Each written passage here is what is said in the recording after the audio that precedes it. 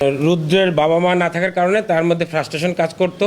সে নানা নানির কাছে থাকতেন, যাদের সঙ্গে মিশতেন তারা এলাকায় মাদক ব্যবসা, মাদক সেবন করা, তারপরে বখাটে শ্রেণীর মানুষের সঙ্গে বা ছেলেদের সঙ্গে সে মিশতো এবং একটি কিশোর গ্যাংয়ের সঙ্গে তার একটা সম্পর্ক হয়ে যায়। 19শে ডিসেম্বর দুপুরে খাওয়া দাওয়া করে সে বাড়ি থেকে বের হয়। 20 তারিখ 21 তারিখে এই 2 দিন সে আর বাসায় ফিরে না।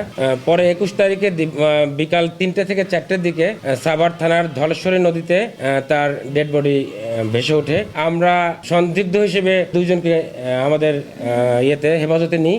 জিজ্ঞাসাবাদের একটি পর্যায়ে তারা আমাদের কাছে স্বীকার করে যে হ্যাঁ, তাকে আমরা সঙ্গে করে নিয়ে নৌকায় উঠি, অর্থাৎ রুদ্র, আমাদের ভিকটিম রুদ্রকে সঙ্গে নিয়ে রবিউল ওরফে হৃদয় এবং আরেকজন তার সহযোগী ফয়সাল আহমেদ, এই 2 জন এবং তাদের সঙ্গে আরও 3-4 জন ছিল, এই 4-5 জন মিলে তাকে মাদক সেবনের প্রলোভন দেখিয়ে নৌকায় উঠায়। তারা নৌকা ভ্রমণ করবে, আড্ডা দেবে, আনন্দ ফুর্তি করবে, এই ধরনের একটা প্রলোভন দেখিয়ে তারা নৌকায় উঠায়। নৌকা উঠিয়ে তাকে প্রচুর পরিমাণে মদ খাওয়ানো হয় এবং মদ খেতে খেতে ডান্স করতে করতে একটি সময় সে নৌকা থেকে পড়ে যায়। তার শারীরিক এবং মানসিক অবস্থা এরকম ছিল না যে সে নৌকায় উঠবে, আবার হাত বাড়িয়ে দেয়। কিন্তু তার অ্যাসোসিয়েট যারা ছিলেন তাদের একটি পূর্ব পরিকল্পনা ছিল, মানে মাদক সেবন করেছে, মাদক প্রয়োগ করেছে, কিন্তু টাকা পরিশোধ করতে পারেনি। এই কারণে হৃদয়ের ক্ষোভ ছিল যে তার কাছ থেকে টাকা পায় কিন্তু সে আমাকে টাকা দেয় না, সুতরাং তাকে আমরা মেরে ফেলবো।